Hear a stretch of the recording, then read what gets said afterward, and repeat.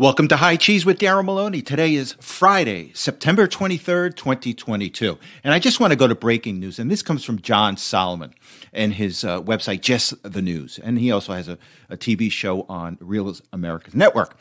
And a lot of you are familiar with John Solomon. You used to see him a lot on Fox News before he ventured down on his own.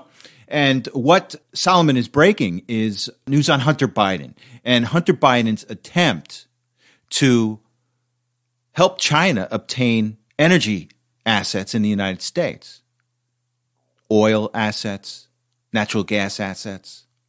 And they were attempting to do this through obtaining drillers of oil, U.S. drillers of oil and natural gas. And apparently this is in 2018, 2017. Hunter had one of his so-called LLCs in negotiations with China to do this. And the interesting thing is that this information came to Solomon through two whistleblowers that are ready to testify in front of Congress once the Republicans take over in November. And again, Solomon goes on to say that one of the whistleblowers is willing to testify that Joe Biden was involved with this negotiation. So with that said, I want to go to a clip, and this is with Congressman James Comer. And Comer is the ranking Republican on the House Oversight Committee. And once the Republicans take over, he will likely be in charge of that committee. So with that said, let's go to a clip. Solomon is interviewing Comer, and then we'll come back and discuss. Well, what we know is that Hunter Biden's company, Hudson West, was negotiating a deal with the Chinese energy company, GC, to not only purchase American natural gas, but also to try to start purchasing interest in American drillers for natural gas so they could start to take control of the American natural gas industry through the drillers. Now think about this, John. The president has sold our strategic oil reserves to China. And now we find out that the president's son was working to try to get China's foot in the door on natural gas. Can you imagine if something happens and China owns all the drillers and we run out of natural gas and potentially have a gas shortage, but we don't have any strategic reserve because it's all gone to China at the hands of the Biden family? But what's even worse is with this company, Hudson West, we also learned that Hunter Biden was communicating with the Chinese to have office space in Washington, D.C., and he needed 4 keys. He needed one for himself. He needed one for Jim Biden, the president's brother. And get this, he needed 2 more, one for Joe Biden and one for Jill Biden. So this is starting to prove that Joe Biden was involved directly with Hunter Biden's shady business dealings with our adversary, China. Now, thank goodness Joe Biden's crackhead son, Hunter, was likely too cracked up to put this deal together. But imagine if they did. And think about it.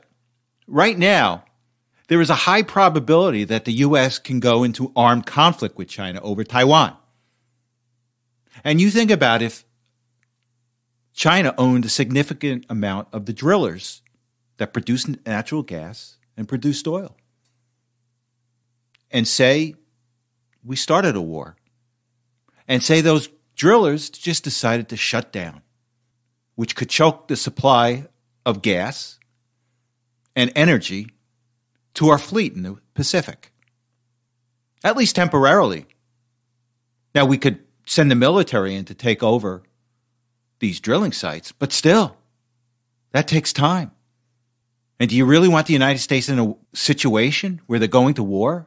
And oil drillers and natural gas drillers aren't cooperating with the country because their loyalties are to China instead of the United States. Think about that. This is dangerous. Joe Biden is a corrupt politician. He's an urban Democrat politician that is corrupt, cares only about taking care of himself and his family at the expense of the people he is supposed to serve. And this is what we have. And he's going to be exposed come November. I want to talk about another important thing that happened this week, and it had to do with Putin in Russia. Putin in Russia announced this week that he's going to call up 300,000 troops to serve in the Ukraine war. 300,000 troops. Now, let's put this whole thing in perspective. You've got about 200,000 Russian troops that were on the border of Ukraine prior to the war. And those troops were able to capture about 20-25% of Ukraine. So Russia now holds, about 20-25% of Ukraine. So what do you think's going to happen to Ukraine once Putin throws 300,000 troops into the mix here? It's only going to get worse for Ukraine. And then I hear these psyops in the West, the CIA-controlled media. They're out there saying, this is Putin showing his weakness. He's got to throw 300,000 troops into Ukraine. He's showing his weakness. How is that showing your weakness? He's got the ability to call up another 1 million troops.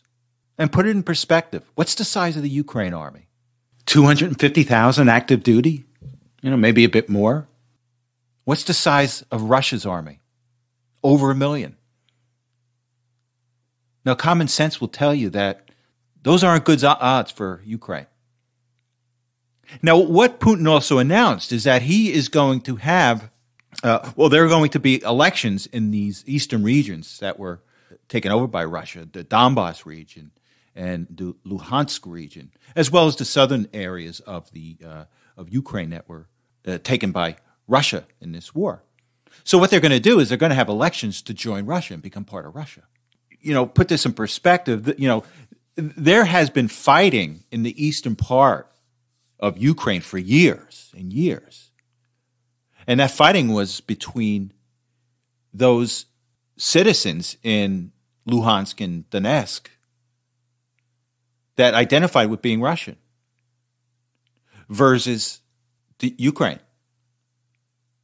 And they were called separatists, and the Russians were backing them in some cases. I'm sure there was some support that Russia was giving these separatists. But they are going to have elections, and they are going to vote to become part of Russia. And I'm sure Russia's going to accept them. But here's the chilling thing. Putin said that Russia will defend its boundaries by any means necessary. Wasn't exact words. But what his exact word was, take me seriously on this. I am not bluffing. So you think about what's going to happen.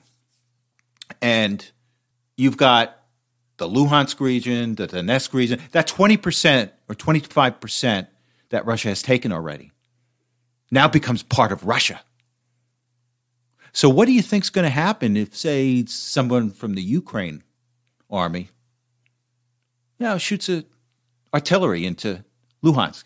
Now they're attacking Russia. You're now attacking Russia's homeland. And that's an escalation. And that's an escalation that Putin indirectly says he could use nuclear weapons to defend himself. And then you have Zelensky out there. Zelensky's making speeches that says that the West and the United States should nuke Russia before they even contemplate using nuclear weapons in Ukraine. So you have Zelensky, I want a preemptive strike on Russia. We're going to have a preemptive, I want the United States to shoot missiles, shoot nukes into Russia if they consider using nuclear weapons in Ukraine. And this has all been created by the West and Joe Biden. So we're now getting dictated to by the head of the third most corrupt country in the world, Ukraine. He is now dictating to the West that he wants us to nuke Russia. This is the predicament that Biden got us in, NATO got us in, and they still have the nerve to say, Russia's losing. And again, I am not sticking up for Russia. And then I got a report from Tucker Carlson the other night is that apparently there was a peace deal early on in this war, and the United States put a kibosh on it. I want to know why. What's the intent? And what really concerns me, what is the intent of these incompetent people And what is troubling, and I'm not saying there's a high probability that this will happen, but it's probably on the table with these globalists. These globalists are losing. They're losing around the world in elections. As again, I mentioned Sweden, Italy's election. Populists are taking over the Conservative Party in Canada. We've got our own upcoming elections in November. And if there's any indication that the globalists are losing, just take a look at those three items right now.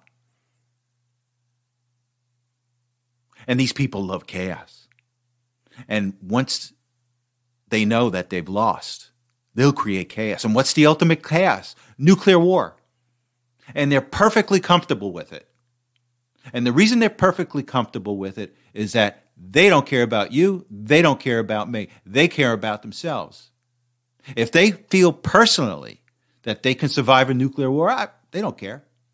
Let the unwashed people get killed. Let the unwashed people get obliterated into ash. And that's what's concerning. So just remember this. Who's pushing the buttons here? One side is bad, the other side is bad. And we need to elect people that are sane, that will avert war, that will avert nuclear annihilation. So we shall see. And one thing I just find really ironic is the banter I hear from the talking heads in the Western media about the elections in Donbass and Luhansk and how they're going to be fraudulent. It's going to be a fraudulent election. But Donald Trump can't talk about a fraudulent election over here. But they can throw that term around when it deals with Russia. It's fraudulent. Well, I would like to say, where's your evidence? What would Bill Barr have to say about this? Where's your evidence? So they can say it when it's convenient for them and their position. But it's not convenient when Donald Trump says it. So we shall see. Now, for years, I've known about the corruption of health professionals in this country. And I don't think the rest of the country was aware of this corruption until the pandemic hit. And, you know, whether it was through the CDC or the Faucis of the world, and just the relationship between a doctor and the patient, we've seen everything tossed on its head. We've seen doctors sell out to big pharma, to the state, the government, big business, and to the Democratic Party. And it was quite disappointing. And since the rest of the country became aware of what I've known for a number of years, I like to point out every chance I can about the continued corruption of our healthcare professionals. So I'm going to play you two clips. The first clip I'm going to play is it's a little snippet from TikTok that I guess is, you know, going around the internet. And it has to do with snack food and how snack food is actually not that bad for you. Or if somebody likes snack food, or you don't like snack food, it may be a racist act.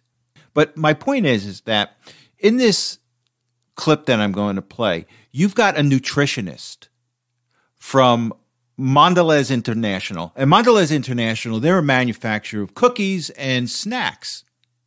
And this nutritionist in this clip is saying, donuts aren't that bad for you. Don't look at donuts as being good or bad. Look at them as being neutral. And then when you look further, is that this healthcare, this nutritionist, this healthcare professional is pushing donuts on people. And you look and, well, you know, her employer is a snack food company. They make junk food. So let's go to the clip and then we'll discuss. I got us donuts. Those are so bad for you. Oh, no. Are they moldy? I mean, are they poisoned? Are you allergic? No, I'm just saying. You're judging my food choices based on a false standard of health again, aren't you? Guilty. Diet culture, fat phobia, and systems of oppression have created false hierarchies of food, and it shows up everywhere. For instance, harmful thought patterns like earning food through exercising, or that dessert is the reward for the punishment of eating vegetables. Remember that you do not need to earn food. Instead of focusing on good and bad choices, Try to approach food with neutrality in mind. Now, this nutritionist, and her name is Kira Naeb Diop. She's the self-described black nutritionist. And she's the one in the clip with the slight accent. You know, she's the one that says, well, food can be a sign of oppression. So if you start telling people what to eat, it could be a sign of oppression, which is just bizarre. So here she is. She is the self-described black nutritionist. And on her LinkedIn page, she's a senior scientist and nutrition researcher at Mondelez International. Isn't that nice? Now, Miss Diop, you are no better than the doctors that were used in cigarette advertisements in the 40s and 50s. Telling everybody, cigarettes are safe. I love cigarettes. You should smoke cigarettes too. And you're doing the same thing here because you sold out to Mondelez. And that's disturbing. Now, the next clip is even more disturbing in my book. Let's go to the clip and then we'll come back and discuss. And this clip is from the Daily Wire's Matt Walsh's show. And it has to do with Vanderbilt University and the mutilation of children's genitals by this hospital. So again, let's go to this clip and then we'll come back and discuss. And now I want to show you what we found. And let's begin at the beginning as we tell this story. So in 2018, Vanderbilt opened its Transgender Health Center. There was an article published in the Tennessean at the time that announced the new clinic, quoting its medical director, Dr. Shane Taylor, who said that the goal was to, quote, meet our patients where they are in their journey and help them with the resources they need. But then in a lecture during Vanderbilt's LGBTQ Health Grand Rounds lecture series, Dr. Taylor was a bit more detailed in explaining the hospital's actual motivations for expanding into quote-unquote transgender care. In fact, she said that she personally helped to convince the institution to make the move, based in part because she claims it's the right thing to do, but also in large part because gender affirmation surgeries are, quote, big money makers. She boasted that a phalloplasty, which is the construction of an artificial penis, which is made using flesh cut from other parts of the body, she said that those could be worth $100,000 when you factor in all of the follow-ups that are necessary. Listen. Starting in January 1st of 2017, according to the Affordable Care Act, insurance carriers are mandated to cover medical expenses for trans folks. Some of our WMC financial folks in October of 2016, started a couple of years ago, put down some costs of how much money we think each patient would bring in. And this is only including top surgery. This isn't including any bottom surgery. And it's a lot of money. These surgeries make a lot of money. So female to male chest reconstruction can bring in $40,000. A patient just on routine hormone treatment, who I'm only seeing a few times a year, can bring in several $1,000s. That requires a lot of visits and labs. It actually makes money for the hospital. Now, these I got from the internet, but it's from the Philadelphia Center for Transgender Surgery, which does a lot of surgery for patients. And I just want to give you an idea of how much these bottom surgeries are making. And I think this has to be an underestimate. This is for a vaginoplasty. They're quoting roughly around $20,000 for a vaginoplasty, but that doesn't include your hospital stay. That doesn't include your post-op visits. That doesn't include your anesthesia, your OR. So I would think that this has to be a gross underestimate. I think that's just like the surgeon's piece of it, which anybody who's ever been in the hospital knows that that's like 10% of it. And then the female to male bottom surgeries, these are huge money makers. Again, I think this has to be an underestimate that they're quoting around $20,000 for a phalloplasty. There's been different things that I've read that said it could be up to $100,000. Dr. Winokur, who's our surgeon, said that there's entire clinics where the entire clinic is supported just by their phalloplasties, and that is like a fraction of the surgeries that they're doing. These surgeries are labor intensive. They require a lot of follow-ups. They require a lot of OR time. And they make money. They make money for the hospital. And it's all about the money for the doctors. And remember that next time you visit your doctor, or if you have a new doctor. These medical professionals, these health professionals in today's society are corrupt. And what I mean is that maybe they're not criminal, but they're ethically and morally corrupt. And Walsh goes on to say that at a later seminar, a Dr. Ellen Clayton, I guess she was the head of pediatrics at the hospital, she lectured those doctors who may be hesitant about mutilating children's genitals because of moral, religious, or ethical beliefs. And you know what Dr. Clayton said? Dr. Clayton said, well, if you feel that way, maybe Vanderbilt Hospital isn't the place for you. How's that? Does it make you feel warm and fuzzy next time you go to your doctor? This is how doctors are acting today. It's all about the money. First, it was the pharmaceutical industry corrupting doctors with money to push drugs on their patients. Now it's into genital mutilation. The money's gone from meds to mutilation. And this is where we are today. And this has to change. Now, the good thing is I did hear that the state legislature or members of the state legislature in Tennessee are considering new legislation that would ban this, that would prevent Vanderbilt Hospital to do this. And the other thing, I also think that if there are any federal monies that this hospital is getting, once the Republicans take over, take it back. They're no longer eligible for this. Apparently in Obamacare, too, there's a section of Obamacare that mandates that this is allowed. Change that, too. This all can be changed once the Republicans get in. Inflation can be changed. Genital mutilation can be changed.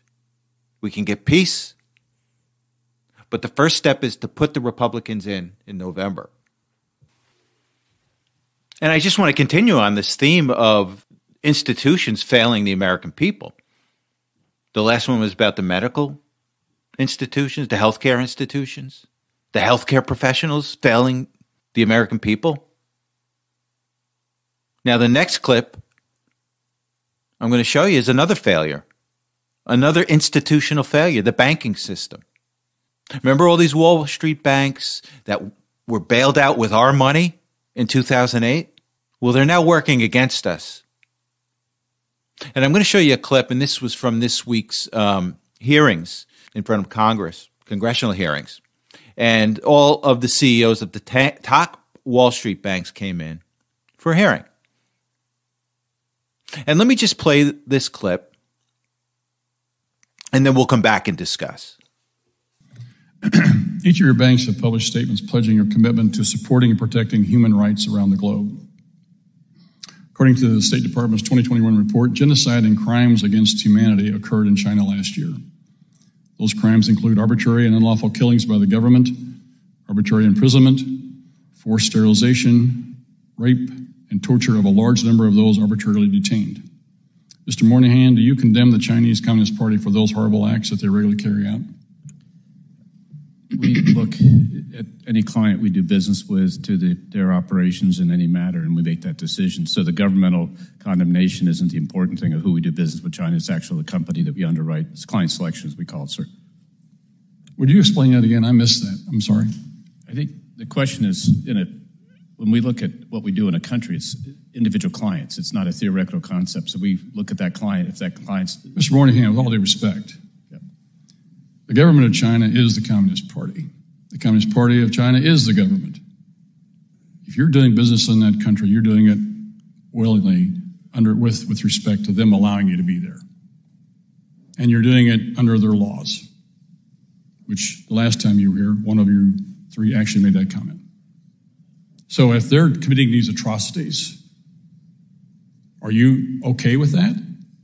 Are you willing to continue to do business with people who are committing these kind of atrocities? Whenever you say in other statements that that's a bad deal. We don't do business with companies that we believe are doing atrocities or something like that. You're asking a hypothetical You're question. sitting under the protection and auspices of this government. That's my point. Ms. Fraser? We obviously take any accusations of human rights abuses very, very seriously. Similar to Mr. Moynihan, we do not do any activity with companies that are involved, forced labor. It's okay to do business with the government. We do business with even though they commit those atrocities. Thank you. I yield back. And that was Congressman Blaine Leckemeyer from Missouri. And he held the feet of these CEOs to the fire. And, you listen to Brian Moynihan. He's the CEO of Bank of America. He's just going through some word salad. Leckemeyer didn't understand. I didn't understand what Moynihan was saying. I don't think Moynihan did. He just didn't want to answer the question. And you notice he did not come out and say he was going to condemn China. Well, it's all about the companies. We're dealing with the companies. And Leckemeyer is trying to say, well, wait a second. These companies exist because of the communist government. And you're not going to say anything to condemn the government? And Moynihan, he's just mumbling himself through this whole interview. And then he actually got the CEO of Citigroup, Fraser, to admit, she does. Citigroup does do business with the Chinese government. And then Leckemeyer saying, well, are you going to condemn it? Are you okay with that? She didn't respond. She just stood there dumbfounded. If you could only see the video. Didn't respond to that at all. And beforehand, Leckemeyer was saying, well, you now have morality, Mr. Wall Street bankers, because you now said you're not going to loan money to companies that produce guns. You're not going to loan money to companies that build prisons. And there's a whole list of other things that they're not going to loan money to. Well, one of the things, they're not going to loan money to oil drillers. But they're okay with slavery. They're okay with murder. They're okay with funding our enemy because it's all about the money. And just remember, if we ever get into a shooting war with China, those bullets that were produced that are shooting our children were produced with money from these banks. And at the same time, they're attacking American people and their way of life. So they're suddenly moral when it comes to attacking people on the conservative side of the spectrum, but they won't attack communist China. They're silent about communist China. And this is why Americans are fed up with the institutions. It's not just the governmental institutions that people are fed up with. It's the banks that we bailed out in 2008. And this is what they're doing to this country. They're funding our enemy. Just remember that. All right, let's talk about Letitia James. The district attorney for the state of New York spent 3 years to prosecute or try to get a indictment of Donald Trump. Couldn't do it. Failed. So she has to file a civil suit. And then she's going to make herself look even more foolish than she does when people see what she sued him for over the assessment or the value of his properties. And think of it this way. This is what she's suing Donald Trump for.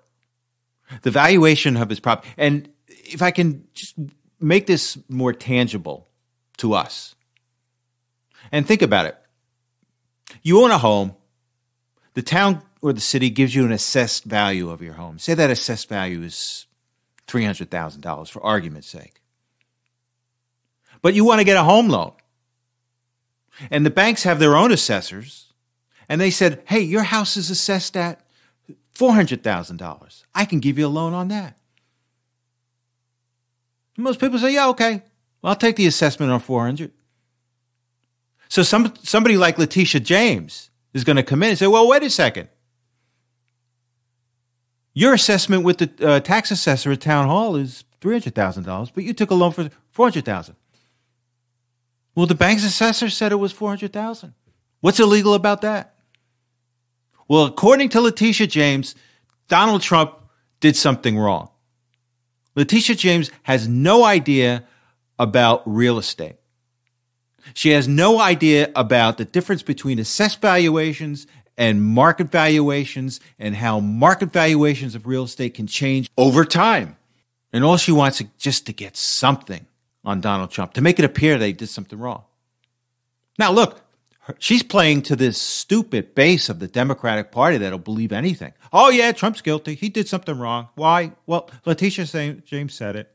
And this is the funny thing, is that as time goes on and these Democrats are getting exposed and people are just falling away from the Democratic Party because of this exposure. They're like, I'm not believing your BS anymore. But Letitia James is still playing to those dumb people that'll believe anything that she says about Donald Trump. And what a failure. Your prosecutor, your top prosecutor, can't get an indictment after 3 years? And she has to file a civil suit? A meaningless civil suit, when nobody was harmed. Usually something like this happens when somebody defaults on a loan. And the banks will come back, oh, they lied to me about their assessed valuation. And this is the best that they got? And this is why Donald Trump is laughing over the whole thing. Now, look, he's got to put out money to pay for his lawyers. And again, this is part of the Democratic strategy. It's called lawfare. They want you, extract as much money as you can to hurt you as much as you can. Look what they did to Michael Flynn. But that's part of the game. Problem is, they haven't come up against a bunch of people that are tough, like Trump, like Flynn. So the game's up on them. The game is up on these corrupt attorneys, these corrupt institutions that the American people are fed up with. Letitia James has a state that's on fire with crime, and she's too busy spending all the state's resources in trying to get Donald Trump instead of trying to fight crime. And then the other thing I loved about it is that I was watching, I think it was the ABC coverage right after she made this announcement. And this is a civil suit, but every word out of the talking heads and from the anchor was criminal, criminal, criminal. Very little bit about this being a civil suit. Oh, this is criminal. This could be criminal. She's sending something to the IRS. She's recommending some type of criminal suit against the IRS. Well, that ain't going to happen. But every other word out of their mouth was criminal because they want you to believe this is criminal. They think you're stupid. They think you're dumb. And some of the people that watch ABC are dumb. And they will think that this is a criminal indictment, but just a waste of time by a wasted elected official. And just to note that Ivanka, Don Jr., and Eric were also named in the lawsuit, but this is typical for the way they work. They just want to hurt your family, hurt your kids. And again, that's what they did with Flynn. That's how they got Flynn to plead guilty originally. Remember, he was pardoned. But they said they were going to go after Flynn's kid. And that's how they work. So let's just switch to Mar-a-Lago and the ongoing saga of the FBI raid. So what happened is that in my last episode, I pointed out that the judge had said that, she had appointed a special master, and she had told the Department of Justice that they had to stop their investigation and wait until the special master was finished. So the DOJ, they appealed it to the 11th Circuit, and the 11th Circuit came back and said, okay, DOJ, you can continue with the investigation until further notice.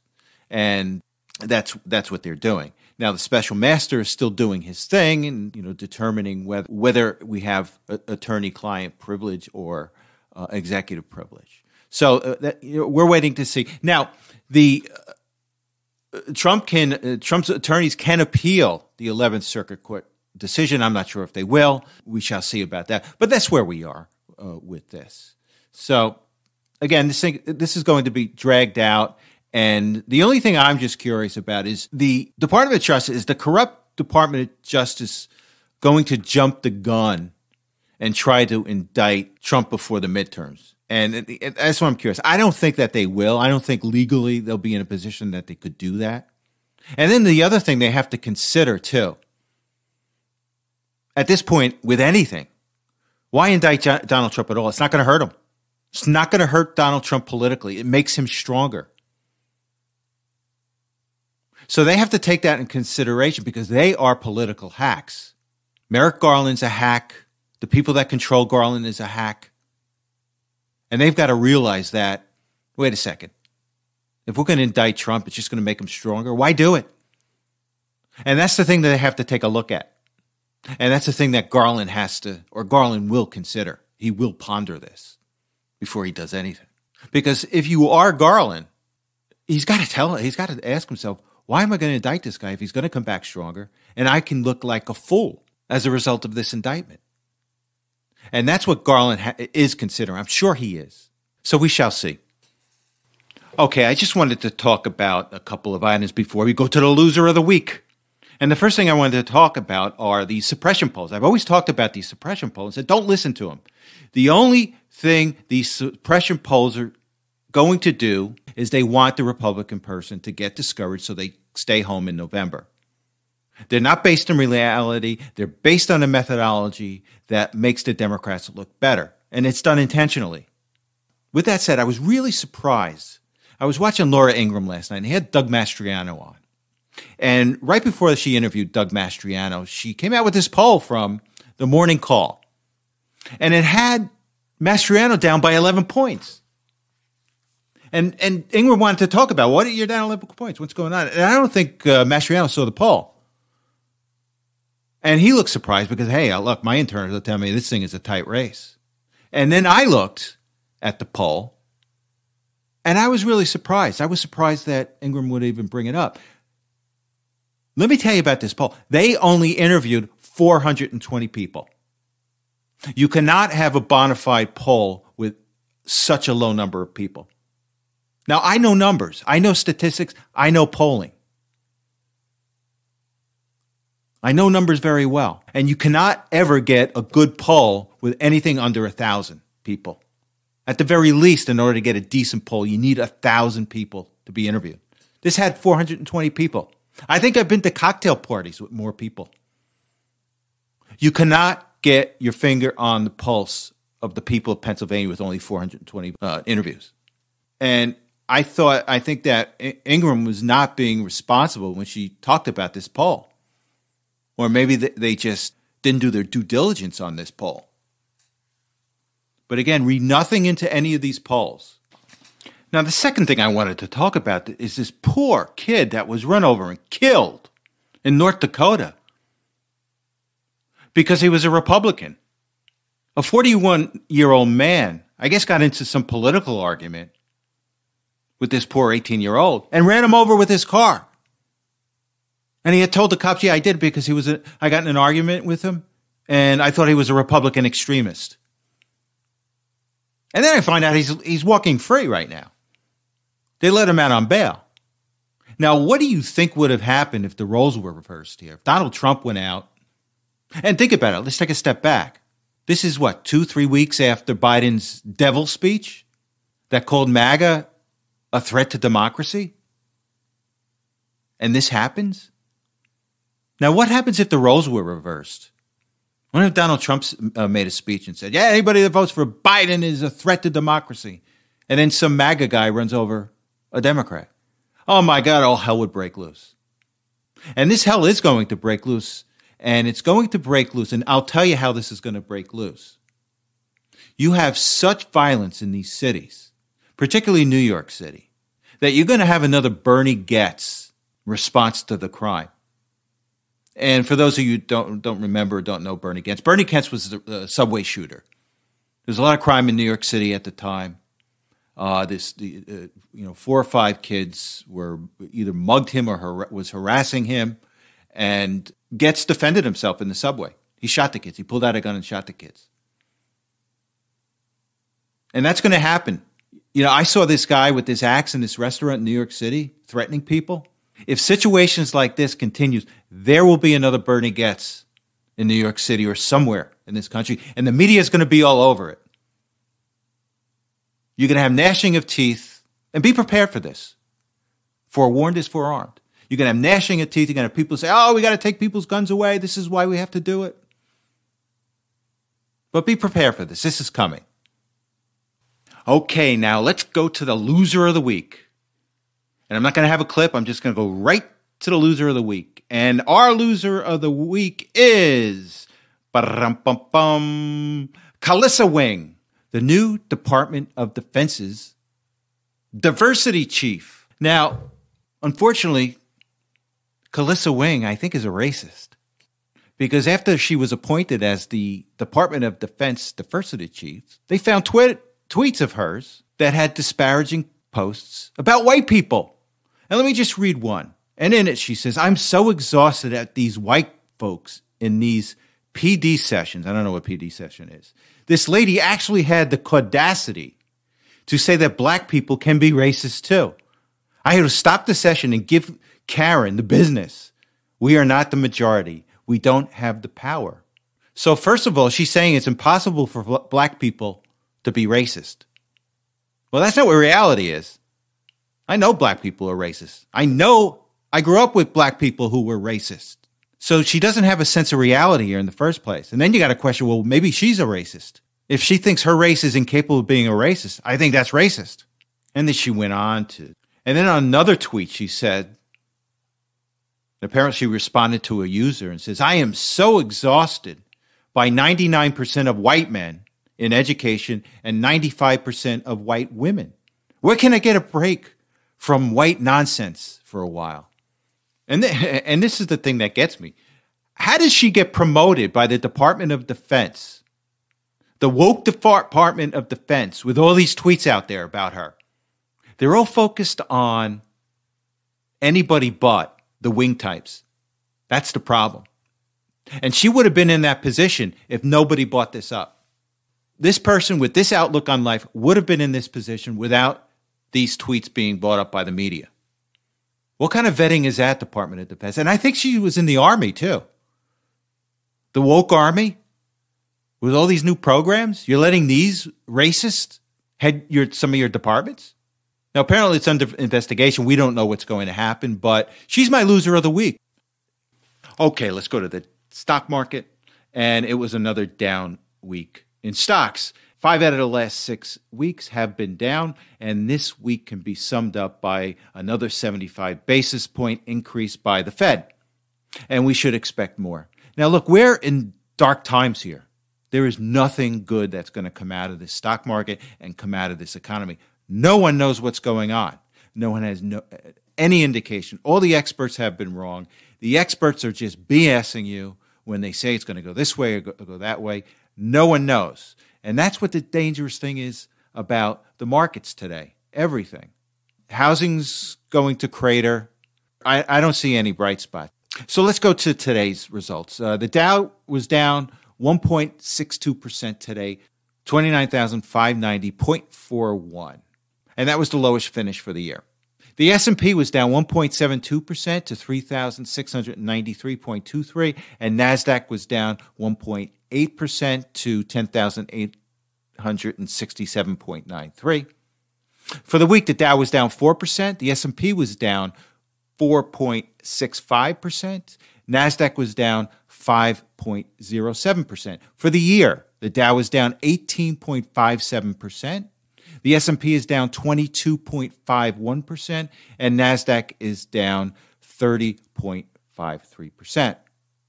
Oil is trading at $79.43 per barrel. Gold futures right now is at $1,651.71, and silver futures is at $18.83.5. The 10-year finished at 3.687%.